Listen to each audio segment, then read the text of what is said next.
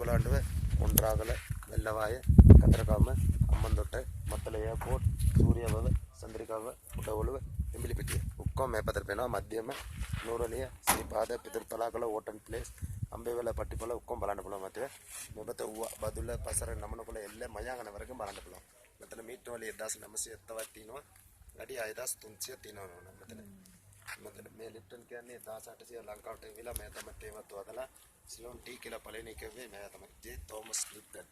එයාගේ ස්ටේට් තමයි නෝනා මෙතන අක්කර 2000 මෙයාගේ ස්ටේට් එක තමයි. ලංකාවේ පළාත් නම තියෙන ඒ පළාත් නම වලින් පාත් බලන්න පුළුවන් ලිප්ටන් ස්ටේට් එක. මේක තමයි විශේෂය තියෙන්නේ. උඩ වී පොයින්ට් එක නෝනා බලන්න පුළුවන්. උඩ බලන්න පුළුවන්. අන්න නෝනා බලලා එන්න ඒක කොහොමද කරන්නේ? හරි. බලලා බලන්න. මෙයා අපේ ලිප්ටන් කෙනෙක් කෙනානේ. ඔය ලිප්ටන් වටරවුම තියනවානේ පුතේ. ඒක ඔක්කොපිට තියනවා.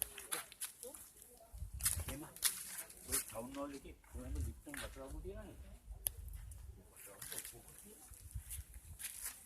මේ වැව් පේන්නේ පුංචියම්ම ඔය ඒක වැව් සන්දිකා වැව, සූරිය වැව, උඩවලව වැව. අම්මන්තට අද සුට්ටක් අර මීදුම තියෙන නිසා දැන් මේ පල්ලෙහා ඔය තේනවනේ බින්දි.